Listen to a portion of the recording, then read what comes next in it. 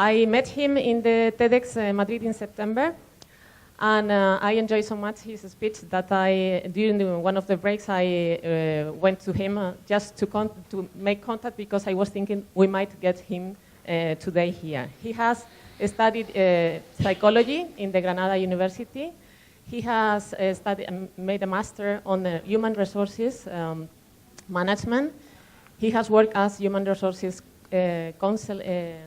consultor and trainer for several companies, General Motors, IBM, Hewlett-Packard, among them. Also for governmental institutions, and he is a professor in Girona University on leadership, negotiation, and entrepreneurship. And I would like a big applause for Ramón Nogueras. Thank you. I have to say we almost missed him because he planned to come from Barcelona by train to here, and there was a rail strike announced yesterday. I think this was a strong message for you not to come to an aircraft manufacturer event by train. I'm actually a frequent customer of yours. Okay, could you make the planes a bit bigger, by the way? Because the A320, which is the one I use the most, is a bit claustrophobic for me. I sent you the link to download the presentation yesterday because I'm stupid and I forgot to do it previously. If it's no presentation, no problem. There were like 15 slides, okay. So don't worry about that. Sorry, but... No problem, no problem. Hello, it's my pleasure to be here, and it's an honor for me to be on the first session of the Leadership University here in Airbus. This is a huge facility, okay, huge. I am Ramón, I am a psychologist, and I want to talk to you about leadership, okay? And now you have to imagine very strongly that here's a slide, okay, showing an old building with the title, "The Future is the Past," okay? Because when Sarah approached me, also I want to apologize in advance for my broken English, okay, in case someone has any question or doesn't understand something I said, because I woke up at 5 a.m. and I am useless. When I wake up so early, please interrupt me. Don't wait for the Q&A because also I am used to work like that in the classroom. As I was saying, I called this presentation "The Future is the Past" because there's something I hear very frequently that, new times need new leadership, the changing technologies demand that leaders step up and change their ways, blah, blah, blah, blah, blah, blah, blah. And I find that to be complete bullshit. Okay, I find that to be complete bullshit because as a psychologist, one thing we understand clearly is that we are essentially the same organisms that evolved thousands of years ago. Our interactions, the way we conduct ourselves in groups, hasn't changed essentially from the faraway past. Yes, your boss can bother you now from the other side of the world, okay, and you can just escape by being in another room because there's this creation of Satan, okay, so your boss can wake you up at midnight to tell you some inconsequential thing. But the thing is, the relation you have to your boss is the same we had millions, thousands of years ago with each other. And I'm going to talk to you about tribes, okay? The model I'm going to briefly explain to you is based on a very extensive research done by Dave Logan from the USC University several years ago that for some reason it hasn't got the attention I think it deserves, okay? And they employ a model that they call tribal leadership because they found that in most organizations across the world, okay, they researched about 2,000 organizations for a grand total of 24,000 people. They found that we work in tribes, like our ancestors, like people in the past, and that good leaders were the ones who were able to create a tribe around them. Given that this is a university on leadership, I thought it was a good topic to start. What is a tribe? What do you think is a tribe?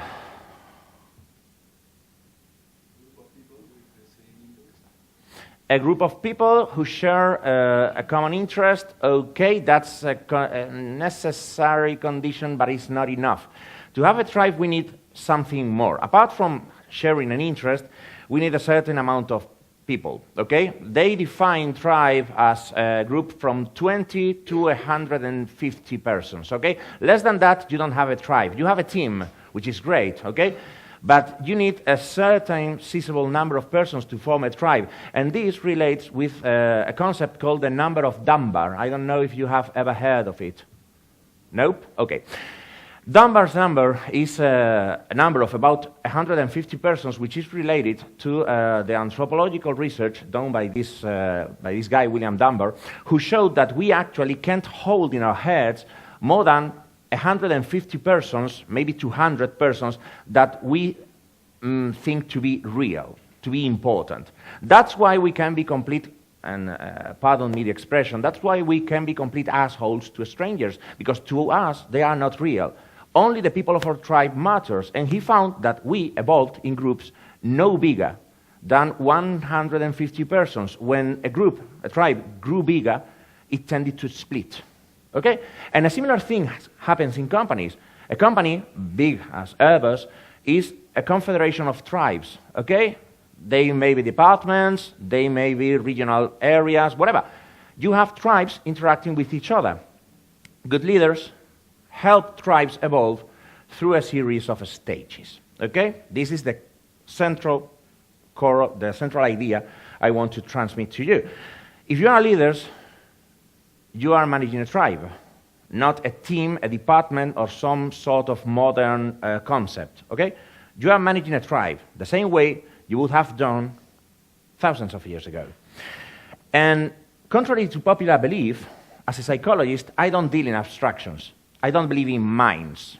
I don't believe in beliefs. I don't believe in motivations. I believe in observable behavior. How can we know about the stage of a tribe? How can we know in which part of the developmental stages a team is? Through observable behavior. Concretely, language. I'm going to teach you today, in the 40 minutes we have left, how to recognize the verbal cues and signals that allow you to understand where is a team, where is a tribe along this continuum of 5 stages. Okay? Any questions this far? Are you following me? Am I making any sense? Because I'm really not sure. Okay, let's go. As I was saying to you, the main cue to understand in which stage you are is language, okay? The kind of expressions, the concrete words you use. Also, language is the tool the leader will use to make people move along the continuum, okay? Because, and this is something else you have to understand, you don't move tribes as a whole. You move tribes changing one individual at a time, okay? So, for example, if you have a tribe in which most individuals are in the second stage, and you want them to move forward and to evolve, you have to make each and every person in this tribe evolve through to stage 3. Once you reach a minimum number, what they call critical mass, the whole tribe will shift, because we are imitative monkeys, okay? And once we are following a group, we are bound to behave in the same way our group does. That's why I am wearing a tie and a suit, and I don't like really to be in a tie and a suit, okay? But I was coming to a corporate event, and I understand that I want to fit in, and there were going to be several guys in a tie and a suit, and I didn't want to look like a complete stranger, okay? So, leaders change people through language, and we will see which language helps people to change. The first stage is something you don't really need to care about, because people who are in the first stage of tribal development are usually prison gangs, criminal organizations, terrorist cells, people in war, people whose language could be defined as my life sucks, everything sucks, and we are all screwed. Okay? I am going to suppose that you don't have these kind of people here, okay? And if you do, I don't want to know, okay? In this kind of situations, the people don't properly form a tribe. It's everyone for himself or herself. Violence, theft, these kind of actions are not uncommon, okay? So it's very difficult to find this kind of people in organizations. According to the research of Dave Logan, less than 2% of the companies they research could be classified along this kind of axis, okay? So I'm going to speak to you about them just so you know that they exist, okay? But I don't think you can really relate to this kind of situations, okay? The example, the most typical example, are street gangs, okay? So you get the idea. People here are characterized by using a language that speaks of indefension, desperation, and vulnerability. Everything sucks, no one is getting any good, nothing is going to get better, and we are basically powerless to change our situation, okay? So it's everyone for himself, because no one is going to help me.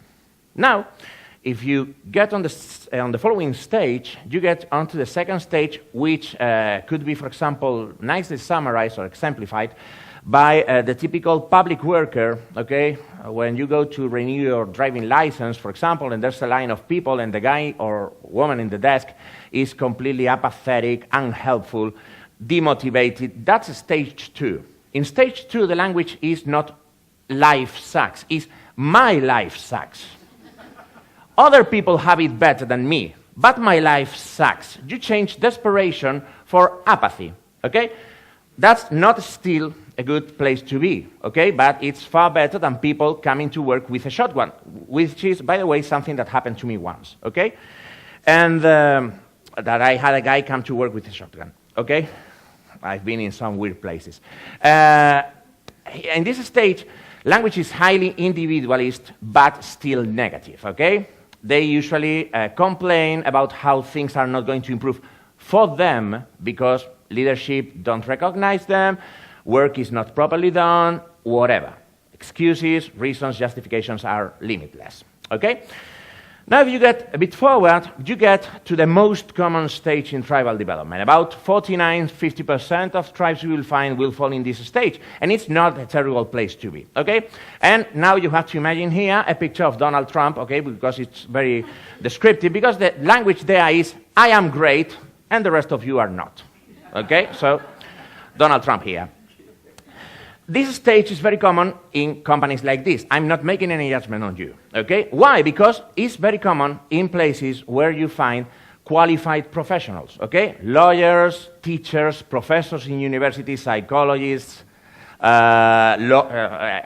accountants, doctors, exactly, medical doctors, thank you so much.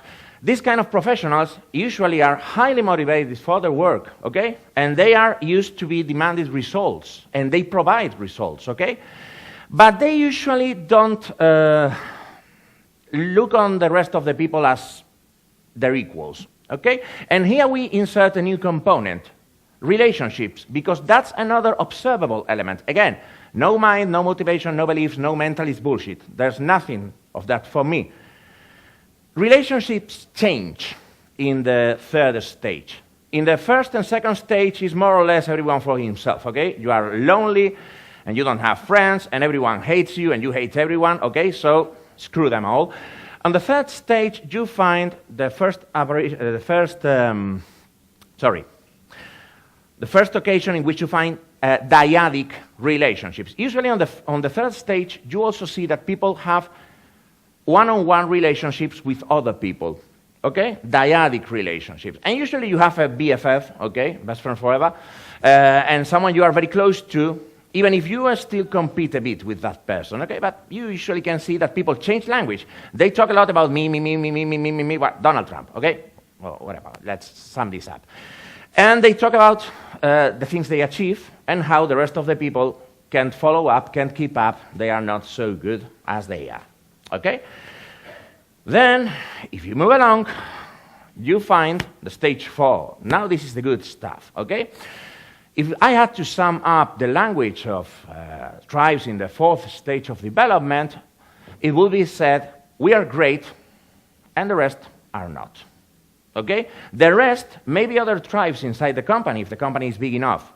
The rest may be competitors outside the company. It doesn't matter. In this stage is where language switches from me to we. Okay? That's the observable change.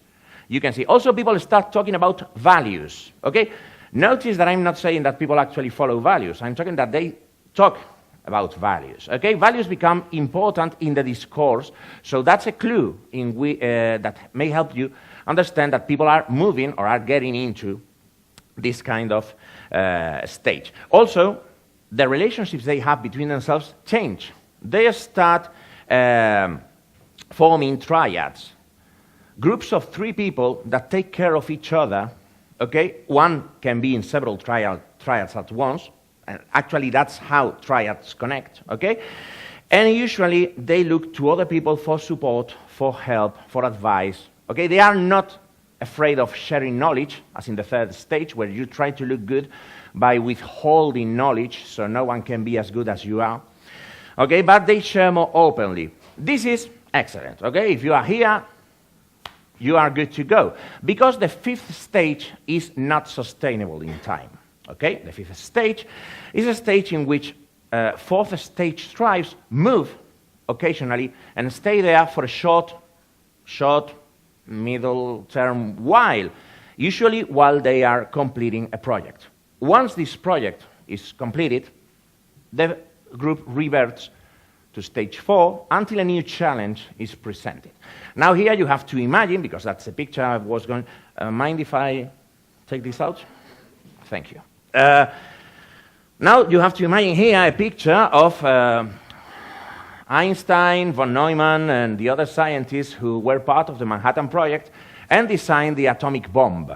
Okay, and you will say, okay, that's not very cool, okay? It's not a great example to set a group of guys that created something that killed lots of people and was a terrible use of nuclear energy, but it's the kind of thinking that you find in stage 5 tribes, because then the language switches again, and it's not we are great and you are not. It's life's great.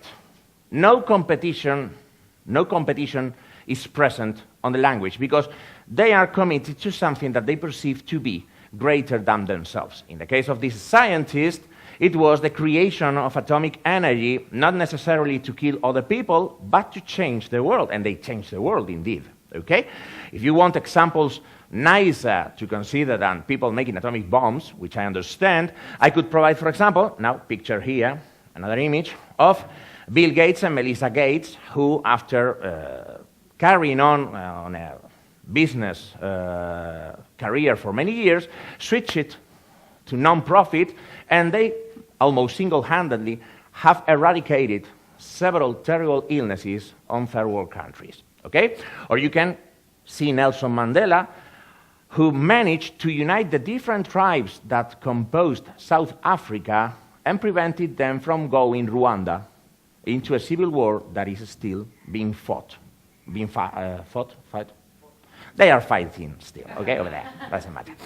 Okay, and he did this because he was able to do a very interesting thing, and now we get into, okay, this is very nice, but how do I do this? Okay, how do I do this? He was able to recognize that there were different tribes. And the first thing you need to understand, you need to speak to every person on a language adequate to the stage this person is in, okay? So if I have, God forbid it, a stage 1 person in my team, and I talk to that person about values and the common good and whatever, he's going to tell me in uncertain terms to get beep, okay? Because he's not going to like it. If I talk to a person in the stage 2 about values and stage 4 stuff and advanced stuff and whatever, he's going to tell me to get beep. Why? I usually swear a lot, okay? I'm behaving because I am in front of a distinguished audience, okay? I'm going to beep a lot. And why is that? Because people can't only relate to a language which is one stage upwards or downwards than the stage they are currently in. What do I mean by this? That they can, for example, if you have a stage 4 tribe and you get in that tribe stage 1 person, what do you think it will happen?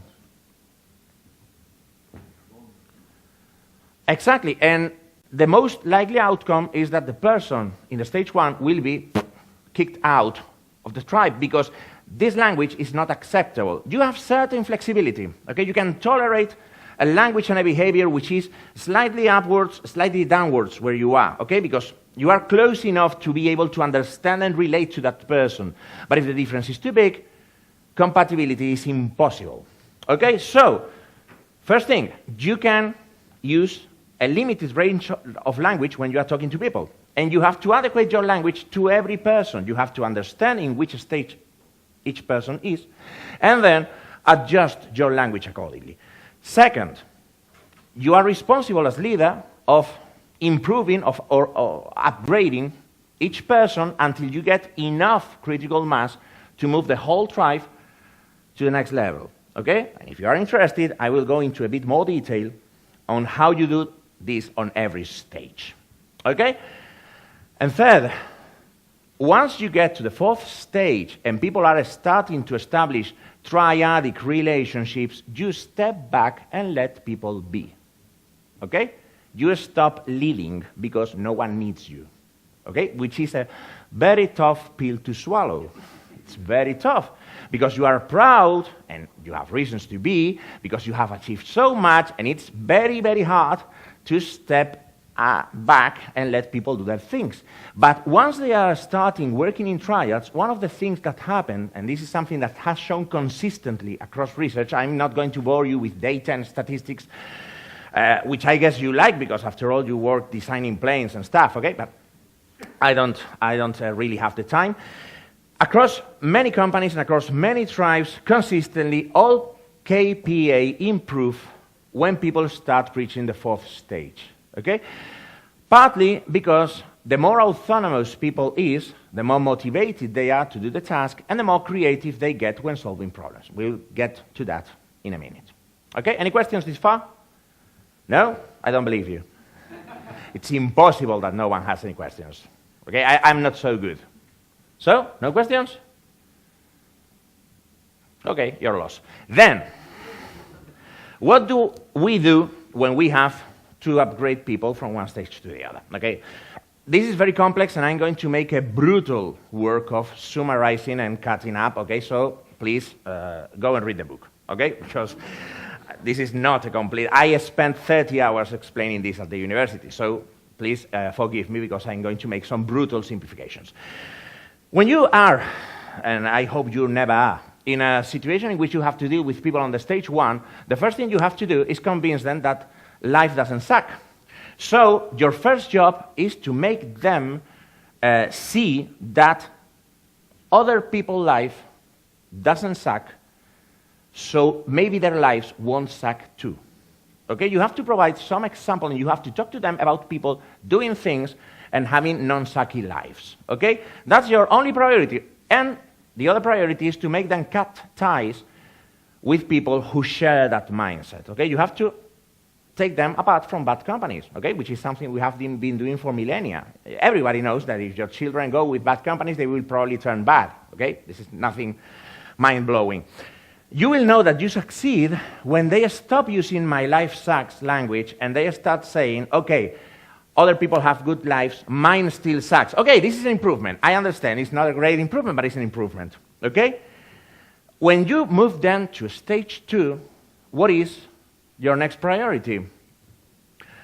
They complain that their life sucks, that their work is worthless, that they don't achieve nothing. Nothing they do matters. Okay? So, what do we do? Using language only. Okay? That's the only tool you are allowed to use. No motivational speeches and stuff. It's important. Exactly. Show them concrete, measurable contributions. And this is very important. I know you like hot feedback. Okay, hot feedback is super hot and it's fashionable and it's great. But if you want to give proper feedback, one of the things you need to really do is to translate your goals into observable behaviors. This is something that we have been doing for decades in psychology, and no one pays attention to us. But you can transform any kind of outcome, be more persuasive, be more empathic, be more friendly, be more inclusive, into concrete observable behaviors once you think a bit about it. Transform these goals into concrete behaviors so they know what they have to do, and transform their contribution into concrete things. Okay, you helped this way. You achieved this. Thanks to your work, we managed to get this. That's one part. The second is encourage them to make one friend, and then another, and then another. Because people in stage 3 have dyadic relationships. So you want them to start creating dyadic relationships, okay? It will suck because they will become competitive and they will be a pain in the ass, but again, it's like being teenager, okay? I'm not going to kick my daughters out of my house when they become teenagers because, well, you're supposed to bear with them until they stop being obnoxious. So, and they are very obnoxious already. And then you focus on showing contributions, giving relevance to the work, and getting them to make friends, okay? Introducing them to people so they will start developing relationships because they are isolated. You want them to stop being isolated, okay?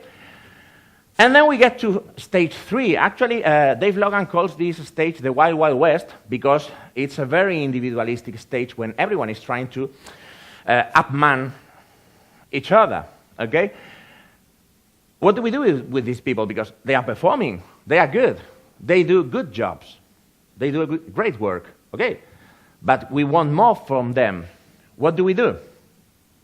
Well, again, we turn back to language and we turn back to concrete actions.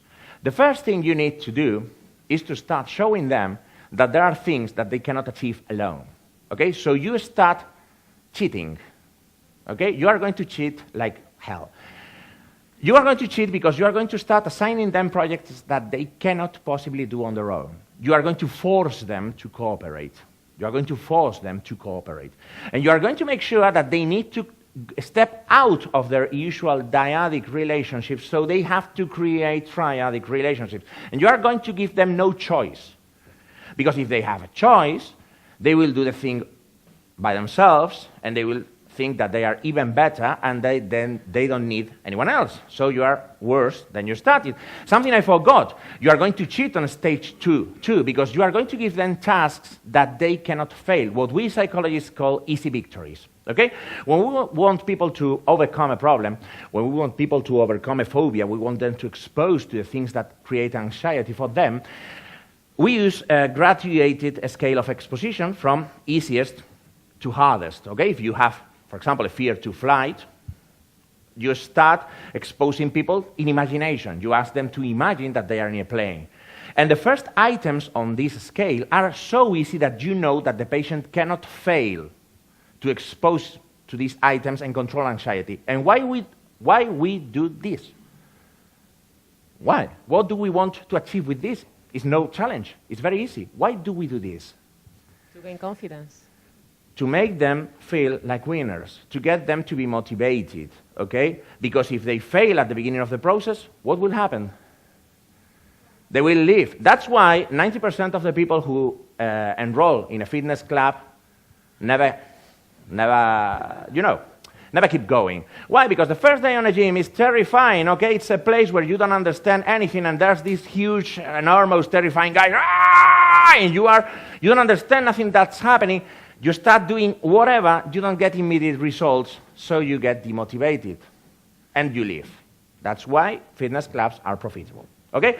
So second stage, persons, give them tasks that they cannot fail, and then when they succeed, show them how their success is relevant to the team. On the third stage, you reverse the pattern, and you give them things that they cannot do alone. You force them to cooperate, okay? And you change the language. You ask them to speak in terms of we. We do this, we do that, we do the other thing, we achieve this, we achieve that. So they have to do this. So they have to imitate you. A great strategy, too, is to ask them, especially when there are sub-stages in this stage, okay? Again, I'm simplifying a lot for the sake of the conference not being eternal. But in the stage 3, we have an early stage 3, middle stage 3, late stage 3. In late stage 3, people are very ready to start mentoring others. And that's a great thing to do to help them go into stage 4. Because when you teach, when you mentor someone, you stop being so damned individualistic. Okay? You have to care for the person after all. You have to teach. You have to be aware of the development of this person. You don't agree? No, you were saying no. I'm not stupid, okay? What part is the one you don't agree with?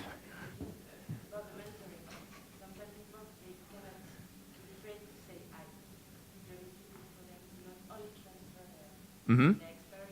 Mm-hmm. Mm-hmm. Yeah, but that's one of the things why they subdivide the third stage into sub-stages, because actually you're right. Some people don't get, unless you coach them, into the later stage. So what you are describing is an early third stage person, or maybe a middle stage person, okay? Someone who is still reluctant to share, because if I share what I know, then everyone will be as good as I am, and then I will be not so valuable, okay? So I am right at the end of the day. Okay, that's the important thing. And, well, when it comes to moving people from the fourth to the fifth stage, the first thing we need is external to us. We need a challenge, okay?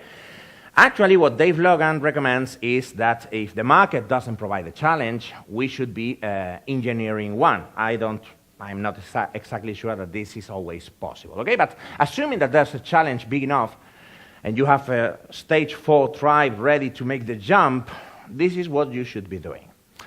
The first thing that you should be doing is stepping back, is asking them what is working, what is not, what can we do, and ask them to use their influence and the commonality that they have created in triads to find solutions by themselves, instead of always resorting to you. The second thing you should be doing is less about language, because you are already talking values, you are already talking on the language, okay, and the things you share, but making sure that you make them introduce each other. Your job as leader there is to create as many introductions as you can between people from different and non-related triads. Okay, because the step from the fourth to the fifth stage is based exclusively on creating a cohesive network of triads of people, okay, helping and sharing the same values and the same goal. And outside that, you need a challenge, okay? When you get people into the fifth stage, according to the research, there's a very, very surprising change in language and behavior on the people who are in this stage. They show what they describe as wonderment. When they record the interactions, the verbal interactions, you see that the language changes, okay, as you move from one stage to the other. In the fifth stage, the most frequent words are things like miracle, wow, awesome, and these kind of words referring to the work they do, okay? In the fourth stage is we, success, achievement, obstacle, overcoming, challenge. In the fifth stage, they are like kids. And that's a great sign, okay? It's like when my eldest daughter says, "That's red," and it's like, "Wow, I think it's red. Wow, how awesome is that?" That's the language you want, okay? Again, this is not something sustainable. Once the challenge ends, they will revert back to the fourth stage, and it's okay. It's good. It's something that needs to happen, okay? You can keep them on the fifth stage for as long as the project requires, or the challenge requires, but then you can go no further, okay? And how do we know that this model is a good idea? Not only because the research that Dave Logan and his colleagues conducted for 10 years shows that it's a good idea, but because, on the other hand, it's coherent with research that we have been doing in psychology for several years, since the 60s, by a psychologist called Edward Deci. Okay? Edward Deci has a very, very, very influential book, which is called Why We Do What We Do, which changes many of the assumptions that we have about motivation. Okay? Most persons, and this is something I fight every time when I'm in a business school teaching about leadership and teamwork, but it's a very common idea that needs to die in a fire, think that motivation is exclusively about rewards and punishments. Okay? You want people to do something, you pay them more money, or you give them candy, or whatever. You don't want them to do something, you punish them, you kick them in the balls, whatever. Okay? Which is quite effective short term, okay? Kicking people in the balls, it's a very powerful deterrent.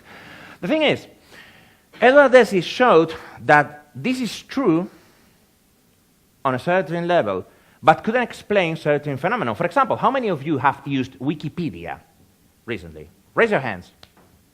Okay, Wikipedia, which is the saint patron of students all over the world, okay?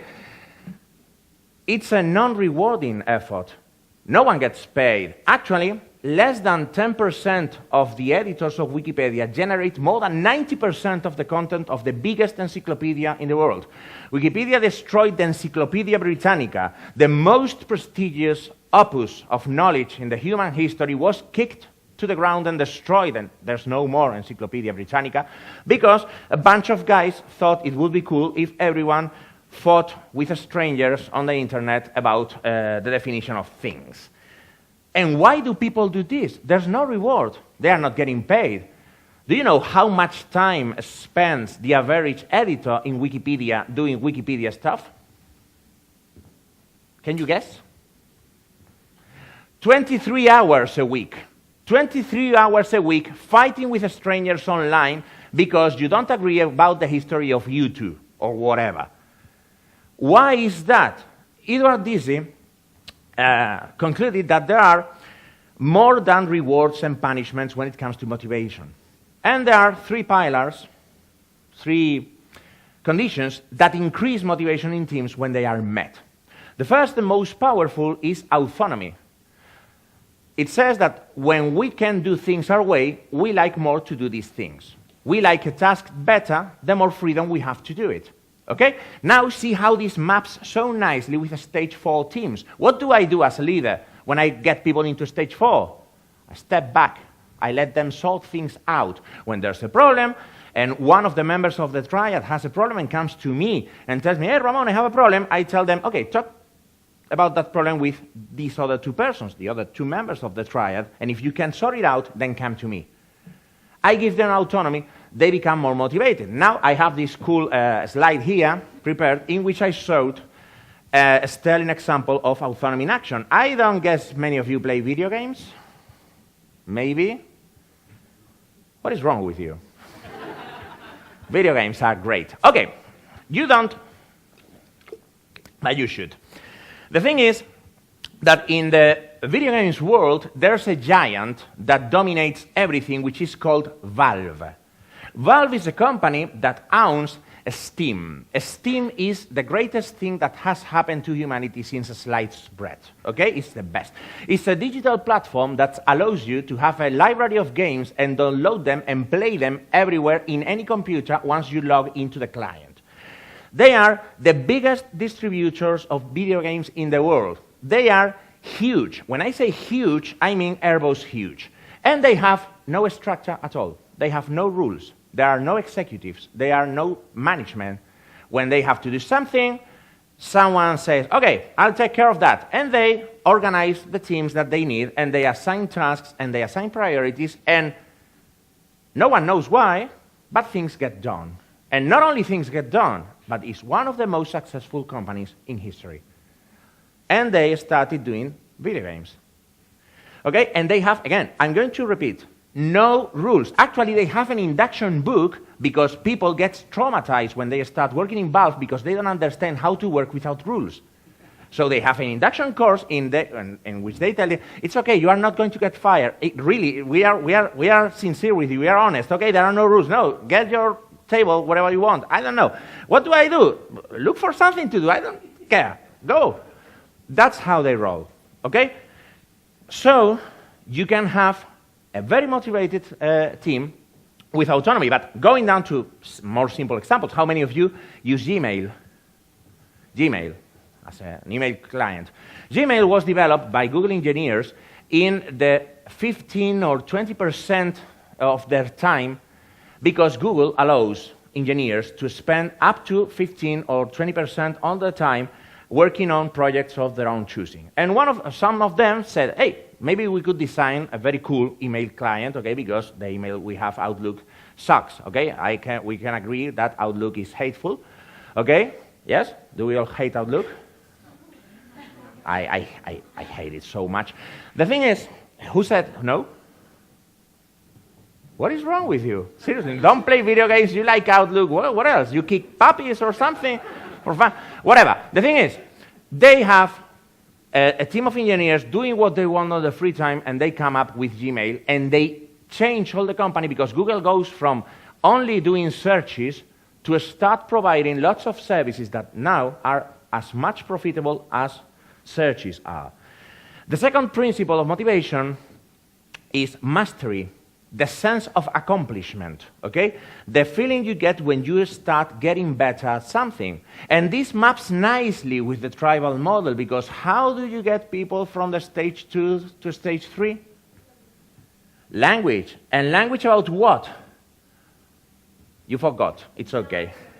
Yes, it did. Exactly. Great. So you show them that they are competent. When you feel competent, you feel motivated to do things. Again, get back to the gym. If you have a personal trainer taking care of you, showing how to do exercises, keeping a tally of your progress, you will likely stick going to the gym.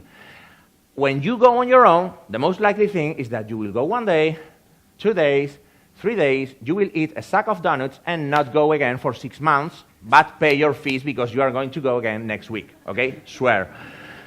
And the thing is, you are not going to do that because it's demotivating, because every time you go, you feel like stupid. You feel stupid, you feel useless, because you see people knowing what they are doing and you don't.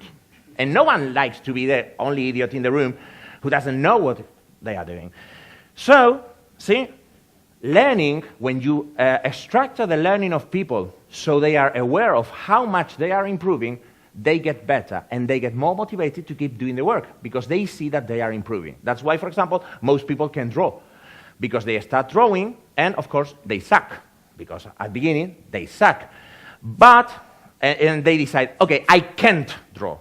I am physically incapable of drawing. Actually, you can learn to draw in 40 hours. Okay?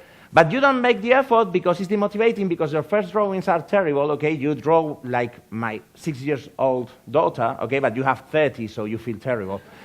And you stop because you have no itinerary and you have no way of seeing how good you are becoming. And the third and last pile of motivation is a purpose, is having a purpose.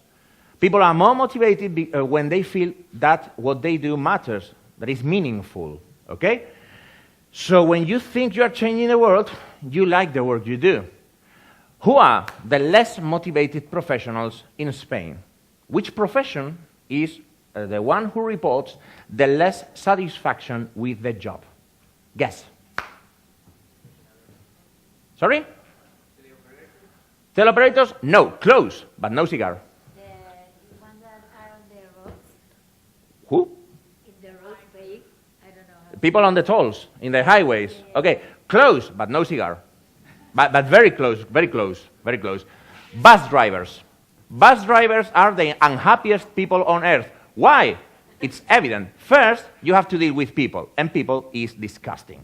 Second, and most important, your work never changes. There's nothing new to learn. Once you learn your route, that's it. So, no mastery. You have no autonomy. You can say, okay, today instead of going this way, we are going to go that way. You can't, obviously. And the most important thing, you have no purpose. You are doing a circular route forever, and it doesn't matter how many people you carry. You don't see how you have helped people, okay? And also, most people are rude and terrible and disgusting, so you have to bear with them. So they are the unhappiest people in Spain. Who are the happiest people in Spain, on the other hand? Singers. No, singers are actually unbearable. No. No one wants to be near an artist of any kind. Who are the happiest professionals in Spain? Doctors. Doctors are quite happy, very happy, but not the happiest. But they are up. Teachers, professors, we are up, but not the highest. No, actors are a bunch of drama queens that are good for nothing. People who work with their hands. Why? Because first, they usually have lots of autonomy to do whatever they want, because you don't understand what they are doing, so you can tell them okay, I want a library here, okay, and I want it to look this way and this measure and whatever, and then he tells you to beep off and let them do their thing. Second, you have a concrete, measurable thing to show for your work, okay? I actually met a builder in my hometown in Granada who was very proud because every time he went around, okay, he was stopping by the buildings and said, say, I did that, and I did that, and I did that. There's something to show for your efforts. And you get better. As an artisan, you get better, you improve, you learn new techniques, you get better and better and better. Of course, there are stretches of routine, obviously. But usually something new comes along and you can learn something, or you have a new problem to solve, or this client has asked this of me and it's very complicated and I have to think how to solve it. So these guys are the highest satisfaction, these people are the ones with the highest satisfaction, with the work in Spain. Doctors, professors, are high too. Why? Because the same. I can do whatever I want in my classes, okay, and no one can say anything to me because I have this freedom of cathedra, which is the best thing ever. And I teach whatever I want, and I see the results, and in my practice in psychotherapy is the same. I change lives, okay? I get hands-only paid, and I have to study constantly to keep up to date. So it's good, okay? I recommend you to be teachers. And see how this map with the tribe model we have explained. Again, why? Because when you move people from 3 to 4, you give them a purpose. You give them meaning.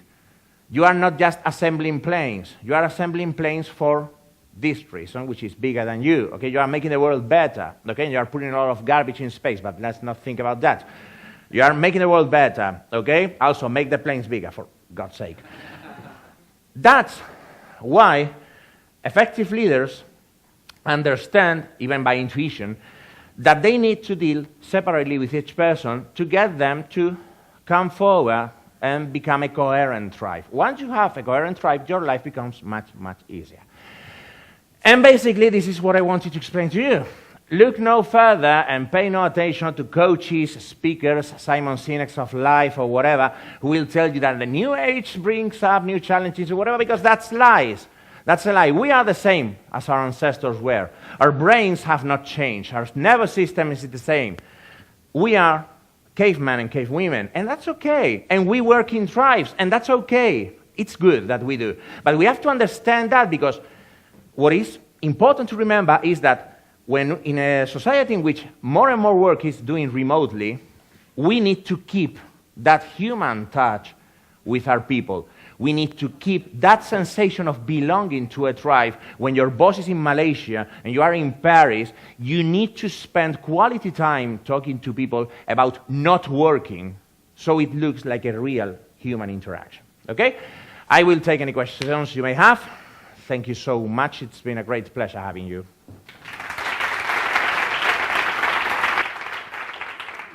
Questions? Yeah. You want a microphone?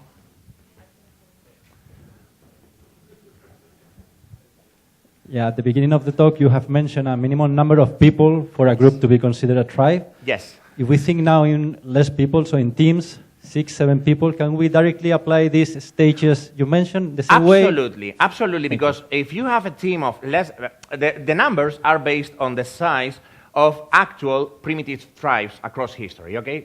Across history, tribes have been 20 to 150, because less than 20 is basically a family, an extended family, okay? And more than 150 tend to split and separate, okay? So you have less than 20 persons, you have the equivalent of a family, but this family needs to interact with other tribes. So you want to bring them into a confederation of tribes with other tribes. Then you integrate them into the bigger tribe, okay? Especially in a company as big as this. How many people are you? 6,000 here? How many people are you? Close to 10,000. Here. Considering external people, internal. Okay, 10,000 persons, okay? That's a huge confederation of tribes. Actually, it was estimated, okay, it's a simple calculation, that if you have a company of 100 persons, you have more than 115,000 possible triads, okay? See how many combinations is that. Okay, so even small teams need to be integrated into the tribe, or they will squabble, lose coherency, and be lost, so to speak. Okay, it's a bit dramatic, okay, but I like drama. What else? More questions? Maybe one from my side. Yeah. Have you seen, for instance, that is there any relation between the type of company, and let me explain the type of company, and the level of tribes from 1 to 5, considering the type of company, classical, very traditional companies, that they can have more level 2 or 3, and modern companies, like the one you mentioned, that everyone does whatever they want, but maybe they are above. Is there any relationship? Yes, actually there is. Authoritarian leadership is strongly correlated. Of course, there's no perfect correlation ever, okay? It's very correlated with stage 2 developmental phase. Now, there are exceptions, okay? And let me put a very simple example. In certain situations, you can get people to do fives, to become fives, because the challenge is big enough. For example, the army. I like history a lot, and one of my favorite periods is the Second World War, okay? I love it. And I don't have any doubt that the US Army, the Allied Army, was completely authoritarian, no autonomy, no do whatever you want, no whatever. But when they stormed Normandy and they started killing Nazis, they were a level 5 tribe, okay? Because you don't put yourself in front of a lot of machine guns if you don't really believe what you're doing, okay? Because let's remember, people enrolled in the army because they thought that fighting Nazis was morally a duty, okay? Which I agree. So they went there and they put themselves in front. If you have seen Saving Private Ryan, you know the carnage it was, because they were a level 5 tribe despite having a completely hierarchical, authoritarian, rigid structure. So, and this is something I discuss extensively in my TED Talk, context matters a lot. I would say that context can matter even more than the concrete structure of the company. Okay, the context may be even more important because basically, I don't believe in free will. I think that we are organisms controlled by the environment. So I would say that environment matters a lot. But as a general rule, yes, you are right. There's a correlation between the authoritarian style, democratic style, and the developmental stage of the tribe. Okay, so there are exceptions, but yes. You had a question, I seem to recall? Yeah, because you talked about that language is so important and yes. directly talking, but we also learn a lot that the non-verbal communication is so important. And you also talked at the end about this is also working very much on this new remote working. Mm-hmm. So how you make this combination of direct verbal communication, but mm-hmm. also the non-verbal, especially when you're very far away? That's a very interesting question because I recently taught a course on remote leadership at Manpower Group, okay, because they are now experiencing a huge growth of remote teams, and this is becoming an issue for them. The first thing you have to understand is that written communication, it's only good to remember who said what. But always, face-to-face communication is important. Second, one very important problem that remote teams have is that we tend to be too business-like. Okay? In Catalonia, they have this beautiful saying, which is anar per feina, which would be something like going to work and only work.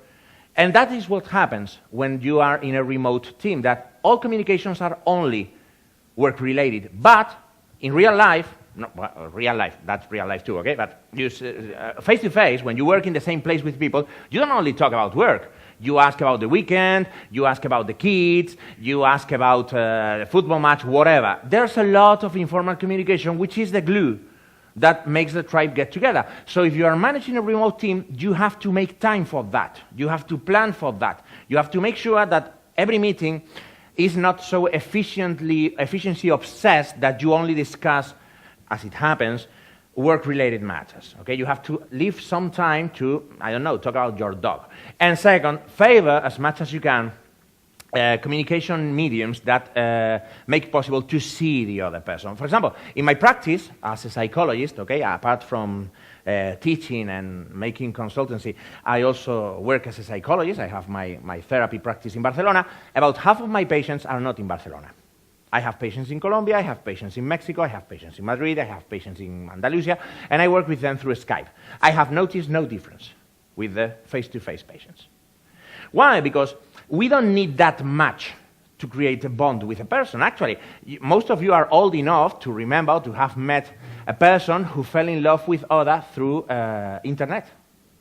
But I'm meaning internet before Facebook, when you used IRC and things that you were not actually see the person, but you spent nights chatting to the person, and you decided that you loved madly that person, and you would get into a bus to go from Granada to Seville, and then it would be a massive embarrassment. If a hypothetical case, okay? And we don't need that much to bond, okay? But seeing each other and seeing the nonverbal language of the person helps a lot to keep and develop this bond that usually is lost in remote teams, okay? And this is something that is going to get bigger, okay? Because more and more companies are becoming more decentralized and more remote and allowing people to... Actually, I work a lot with Automatic, the guys that make WordPress, okay? The blogging platform. They have no offices, ever. they don't hire locally. They hire whatever they want, and twice a year, once or twice a year, they meet in some luxury resort in Bahamas or whatever for a company meet, and the rest of the time they work completely remotely, okay? So they have learned how to deal with this, and the first thing that they say is Skype for everything. No email, Skype for everything. Email is only good for records. Skype for everything, because you need to see each other, okay? More questions?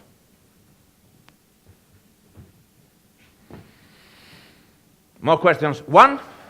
More questions? Two? Yeah. Thank you. How do you know if you have a team, what stage it is in? You just observe? Are there any hints? You pay attention to the language.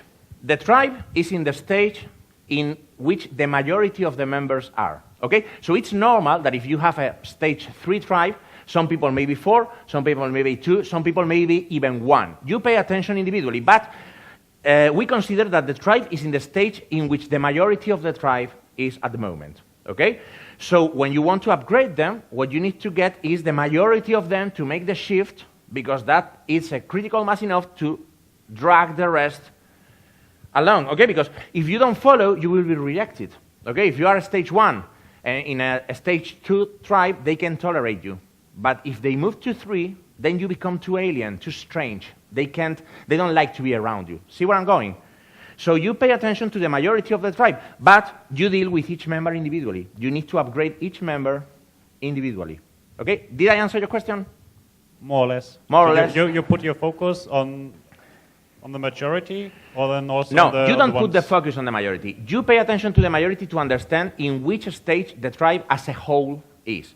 But you need to deal with each member of the team individually, okay? So, no, it's not a matter of focus, okay? It's just a matter of saying, okay, this tribe, most people are 3s, so I consider, don't call the 3s 3s, because they like it, okay? Don't tell them that, okay? This is a tribe in the 3rd stage, okay? But I have this guy, which is 2nd, so I will use stage 4 language with the 3s, stage 3 language with the 2s. See where I'm going? I will address each one according to the level in which they are, okay? But when you think on your team, or your tribe, you make an average, so to speak, okay? Okay, more questions? No? More questions? 1? More questions? 2? More questions? 3? Okay, thank you so much. It's been a huge pleasure. Look forward to see you again.